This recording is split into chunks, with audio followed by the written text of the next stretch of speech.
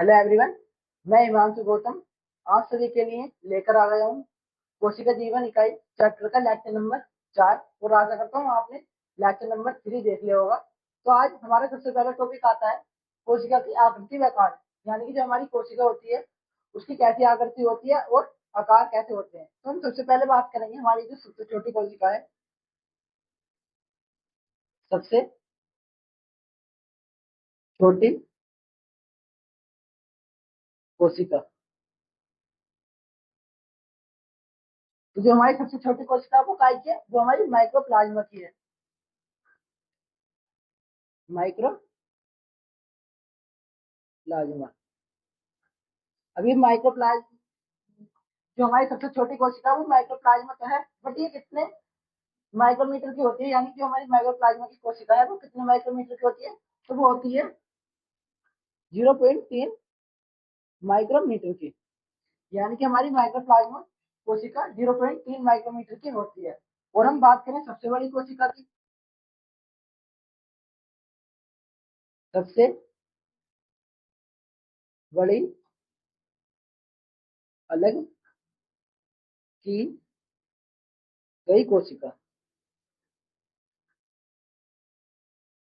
की गई कोशिका। तो ये कौन सी कोशिका, ये हमारे शुतुरमुर्ग के अंडे की, क्योंकि हमारे शुतुरमुर्ग के अंडे में एक कोशिका पाई जाती है। हम कह सकते हैं जो हमारे शुतुरमुर्ग का अंडा होता है वो कैसे होता है, एक कोशिकीय होता है, यानी कि शुतुरमुर्ग का अंडा।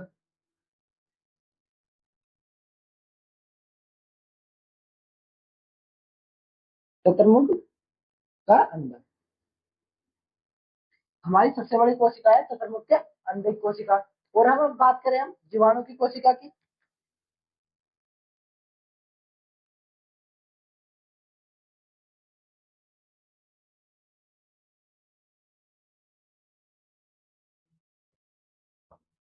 जो हमारी जीवाणु की कोशिका होती है ये कितने माइक्रोमीटर की होती है, ये हमारी 3 से 5 माइक्रोमीटर की होती है। यानी कि हमारी जीवाणु की कोशिका 3 से 5 माइक्रोमीटर की होती है। और अगर हम बात करें मनुष्य की आरबीसी की, यानी कि रेड ब्लड सेल की, जिन्हें हम क्या कहते हैं, लाल कणिका, यानी तो वो कितने माइक्रोमीटर की होती है, यानी कि मनुष्य की आरबीसी,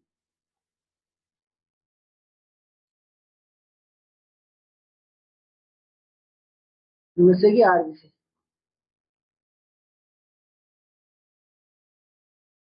लाल रक्त कणिका, तो ये कितने माइक्रोमीटर की होती है, ये होती है हमारी 7 माइक्रोमीटर की, 7 माइक्रोमीटर की। यानी कि जो हमारी लाल रक्त कोशिका की, लाल रक्त कणिका की जो कोशिका है उसकी जो कोशिका होगी वो कितने माइक्रोमीटर की होगी, वो हमारे 7 माइक्रोमीटर की होगी। इसे नोट कर लें। अब अगर हम बात करें प्रारूप जीवाणु कोशिका की, यानी कि जो हमारी प्रारूप जीवाणु की जो कोशिका है वो कितने माइक्रोमीटर की होती है, प्रारूप जीवाणु की कोशिका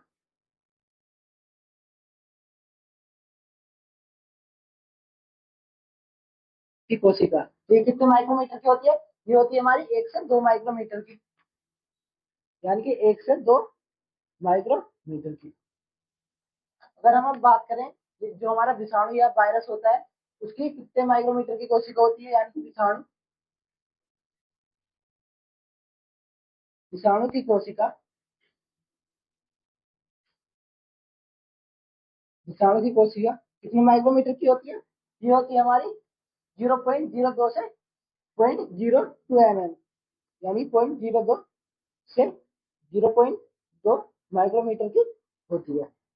यानी कि जो हमारे विषाणु की कोशिका है वो 0.02 से 0.2 माइक्रोमीटर की होती है। और जो ये हमारा विषाणु होता है ये क्या होता है, ये हमारे कोशिका सिद्धांत का अपवाद होता है, क्योंकि जो हमारा विषाणु है ना तो ये सजीव है और ना ही निर्जीव है। यानी कि अगर ये सजीव के ऊपर जाएगा तो सजीव कहलाएगा और निर्जीव के ऊपर जाएगा तो ये निर्जीव कहलाएगा। इसलिए ये क्या है, हमारे कोशिका सिद्धांत का अपवाद है, यानी कि इसे हम कोशिका सिद्धांत का अपवाद भी कहते हैं। इसे कोशिका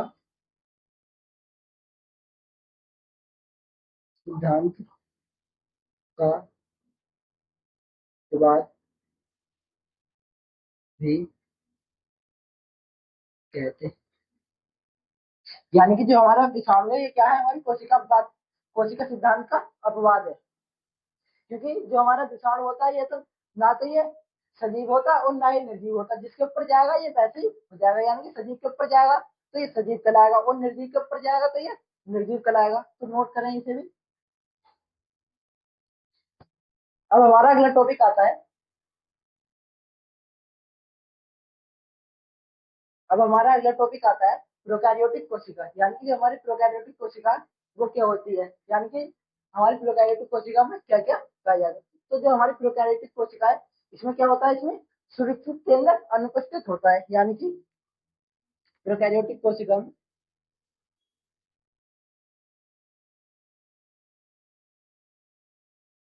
सुविकसित केंद्र क्या होगा, इसमें अनुपस्थित होगा।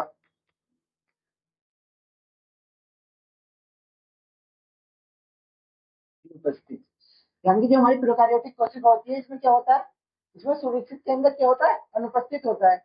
और इसमें सभी झिल्ली अंग भी, यानी कि जो कोशिका के झिल्ली अंग होते हैं वो भी कैसे होते हैं, अनुपस्थित होते हैं। यानी कि सभी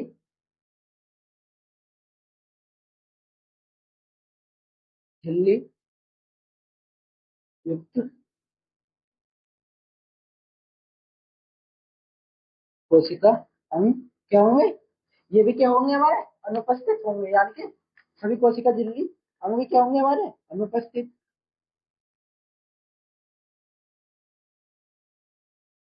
अनुपस्थित होंगे। और जो हमारी जो प्रोकैरियोटिक कोशिका होती है इस, इसमें और यूकैरियोटिक कोशिका में दोनों में क्या पाया जाता है, दोनों में राइबोसोम भी पाए जाते हैं। यानी कि हम राइबोसोम को प्रोकैरियोटिक और यूकैरियोटिक कोशिका भी, कोशिका का अपवाद भी कह सकते हैं। यानी कि जो हमारा राइबोसोम है उसे हम प्रोकैरियोटिक कोशिका और यूकैरियोटिक कोशिका का क्या कह सकते हैं, अपवाद भी कह सकते हैं। क्योंकि ये प्रोकैरियोटिक कोशिका में पाया जाएगा और हमारी यूकैरियोटिक कोशिका में पाया जाएगा। यानी कि राइबोसोम उपस्थित होता है इसमें।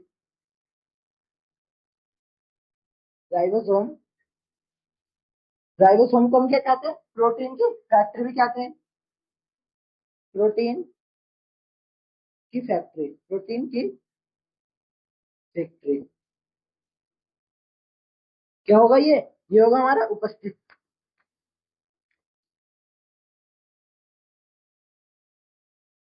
उपस्थित। अब देखो जो हमारी प्रोकैरियोटिक कोशिका है इसमें क्या क्या सम्मिलित किए जाते हैं, इसमें हमारे जीवाणु भी सम्मिलित किया जाता है, नील हल्दी शैवाल भी सम्मिलित किए जाते हैं और हमारा माइक्रोप्लाज्मा भी सम्मिलित किया जाता है यूकैरियोटिक कोशिका में। यानी कि जीवाणु,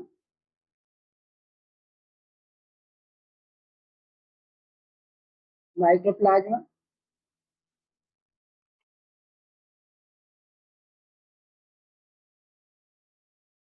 नील हरित शैवाल,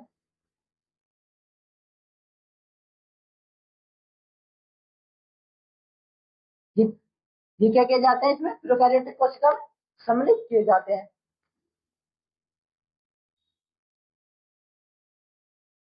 सम्मिलित, यानी कि जीवाणु, माइक्रोप्लाज्मा और नील हरित शैवाल को हम क्या कहते हैं, बीजीए, यानी कि ग्रीन ग्रे एल्गी, बीजीए भी कहते हैं। तो ये क्या किए जाते हैं, इसमें सम्मिलित किए जाते हैं। तो नोट कर लें इसे भी। अब हमारा अगला टॉपिक आता है जीवाणु। यानी कि जो हमारे जीवाणु होते हैं इनकी कैसी आकृति होती है, यानी कि किस किस आकृति के हमारे जीवाणु पाए जाते हैं। तो देखो नंबर एक, अगर कोई जीवाणु ऐसा है तो ये कैसे दिख रहा है हमें, छड़ के आकार का, तो इसे हम क्या कहेंगे, ये कैसे जीवाणु है, छड़ाकार जीवाणु है, छड़ाकार। अगर कोई जीवाणु मान लो ऐसा है, यानी कि कोई जीवाणु ऐसा है गोल, तो इसे हम क्या कहेंगे, यानी कि ये जीवाणु कैसा हमारा गोल है, तो इसे हम क्या कहेंगे, ये जीवाणु हमारा गोलाकार है, यानी कि ये गोलाकार, गोलाकार। अगर कोई जीवाणु हमारा इस तरीके का है,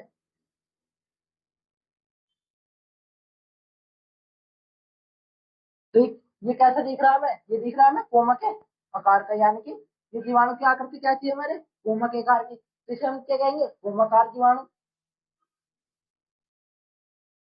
कोमाकार। अगर कोई जीवाणु ऐसा है मान लो,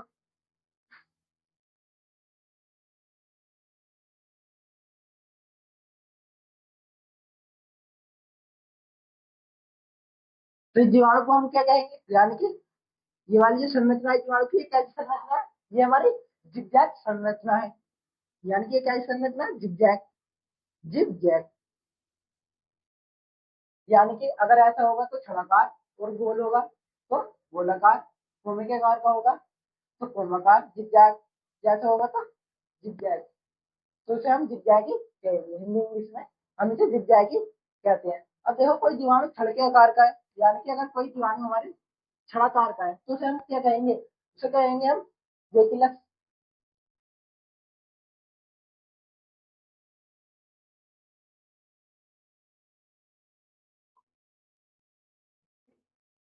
हम कहेंगे बेकिलस, यानी कि अगर कोई जीवाणु हमारे छड़ के आकार का है तो उसे हम बेकिलस कहेंगे। अगर कोई जीवाणु हमारा गोलाकार का है, यानी कि अगर किसी हमारे, अगर हमारे जीवाणु की आकृति कैसी है, गोलाकार है, तो उसे हम क्या कहेंगे, उसे कहेंगे हम फोकस,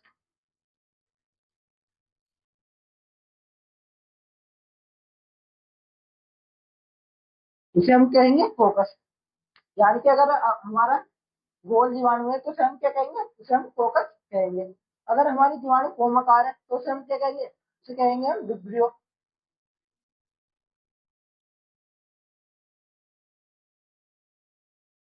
यानी कि अगर कोई जीवाणु हमारा कोमक के आकार का है तो उसे हम क्या कहेंगे, उसे हम विब्रियो कहेंगे। अगर कोई हमारा जीवाणु जिगजैग के आकार का है तो उसे हम क्या कहेंगे, उसे हम स्प्लेनोलम कहेंगे।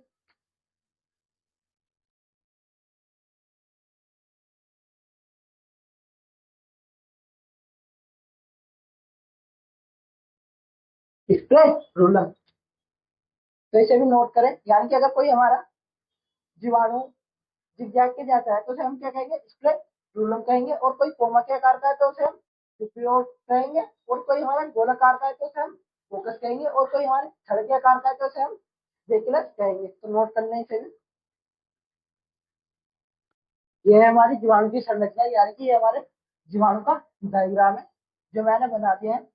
ये भी आधा बनाया है, आधा मैं भी बनाऊंगा आपके साथ साथ ही, और आपको बताता भी चलूंगा। तो देखो जो इसमें ये पूंछ अगर देख रही है, इसको हम क्या कहते हैं, इसको कहते हैं कसाविका, यानी कि इस पूंछ को हम कसाविका कहते हैं।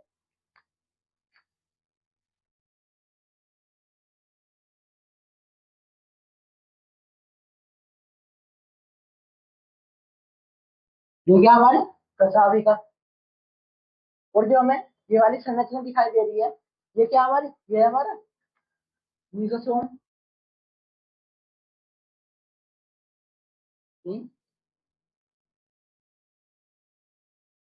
मीजोसोम, ये हमारी माइटोकॉन्ड्रिया के वास्ते कार्य करता है।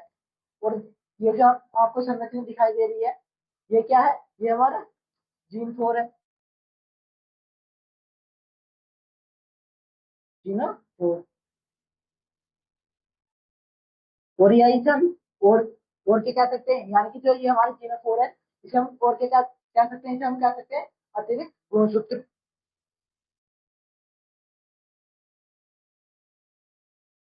तो सॉरी असत्य गुणसूत्र,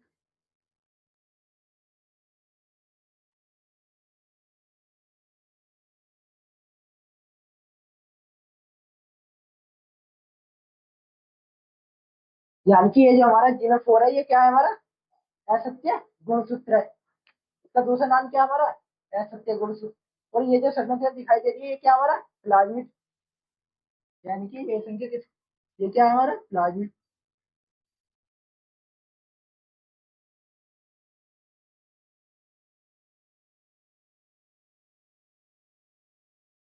ये क्या है हमारा प्लाज्मिड। और इसके बीच में क्या पाया जाएगा यहाँ पे, यानी कि जो बिल्लू बिल्लू दिख रहा है आपको, ये क्या होगा हमारा, ये पूरी कोशिका में पाया जाएगा, यानी कि जीवाणु की ये कोशिका है, कटाई गिरावट ये पूरी कोशिका में पाया जाएगा, इसे हम क्या कहेंगे, कोशिका द्रव्य। ये क्या हमारा कोशिका द्रव्य,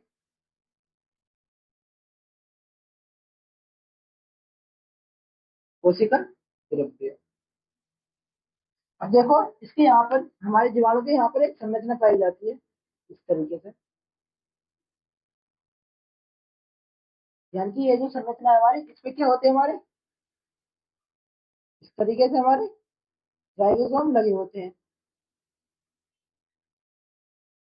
अब देखो अगर हमारा राइबोसोम सिंगल है तो इसे हम क्या कहेंगे, इसे राइबोसोम ही कहेंगे,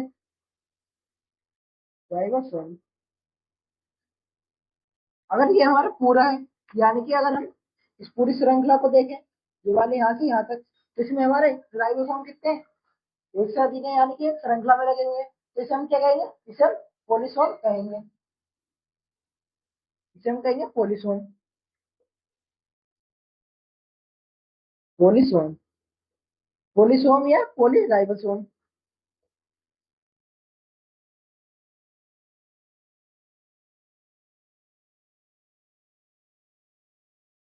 पोलीराइबोसोम। और इसमें बीच में कहीं कहीं ऐसे ऐसे डॉट डॉट पाए जाते हैं, ये क्या होते हैं हमारे, जल्दी बताओ क्या होते हैं, इससे मैं बना रहा हूँ, कमेंट कर दो मेरे लिखने से पहले, इससे क्या होगा आपको ही फायदा होगा। ये क्या होते हैं हमारे, ये होते हैं अंतरा विशिष्ट पिंड, यानी कि ये जो डॉट डॉट की संरचना दिखाई दे रही है, ये क्या हमारे अंतरा विशिष्ट पिंड, अंतरा, अंतर विशिष्ट,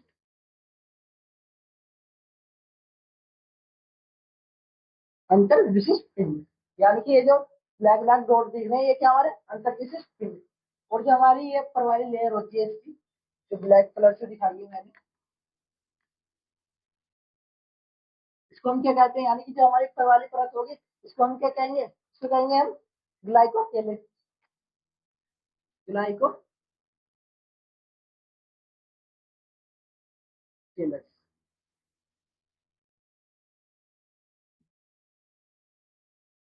ग्लाइकोकेलस। और जो हमारी ये बीच वाली संरचना होगी, यानी कि बीच वाली लाइन होगी, इसको हम क्या कहेंगे, इसको हम कहेंगे कोशिका भित्ति,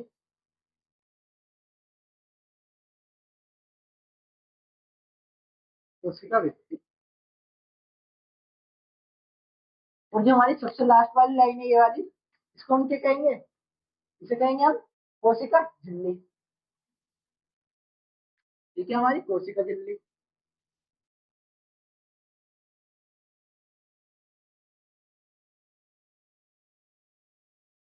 ये है हमारी कोशिका झिल्ली, और बाकी पूरा डायग्राम ये बन चुका है। तो बस आज के लिए इतना ही, और आशा करता हूँ और कुछ रह गए, और तो इसमें कुछ नहीं रहा है, तो आज के लिए बस इतना ही, और आशा करता हूँ आप सभी को ये समझ में आ गया होगा लेक्चर। अगर कोई भी टॉपिक समझ में नहीं आया है तो प्लीज आप मुझे कमेंट में बता दें, मैं अगले लेक्चर में उसे और अच्छे से समझा दूंगा। और हम कल बात करेंगे, यानी कि जो मैंने इनके ये नाम लिखवाए हैं, यानी कि जीवाणु के डायग्राम में जो आपको नाम लिखवाए हैं, कल इनके बारे में बात करेंगे, यानी कि राइबोसोम का क्या कार्य होता है, पॉलीसोम का क्या कार्य होता है, हमारी कोशिका झिल्ली, कोशिका द्रव्य, मेसोसोम और जीनोफोर, जिसे हम ऐसे गुणसूत्र भी कहते हैं, और हम अंतर्विशिष्ट पिंड या प्लाज्मिड और कसाविका के बारे में बात करेंगे, जिसका क्या कार्य होता है। तो इस लेक्चर की पीडीएफ के लिए आप हमारे टेलीग्राम चैनल को ज्वाइन कर लें, वही मैं आपको इससे रिलेटेड एनसीईआरटी बुक दूंगा, यानी कि जो टॉपिक मैंने आपको यहाँ पे पढ़ा दिए, वही मैं आपको एनसीईआरटी बुक दूंगा, और उस एनसीईआरटी बुक से ही आपको मैं एमसीक्यू दूंगा, जिससे आपके इस लेक्चर की प्रैक्टिस हो जाएगी। तो मिलते हैं फिर नेक्स्ट लेक्चर में, तब तक बने रहिए हमारे इस विद्यालय चैनल पर।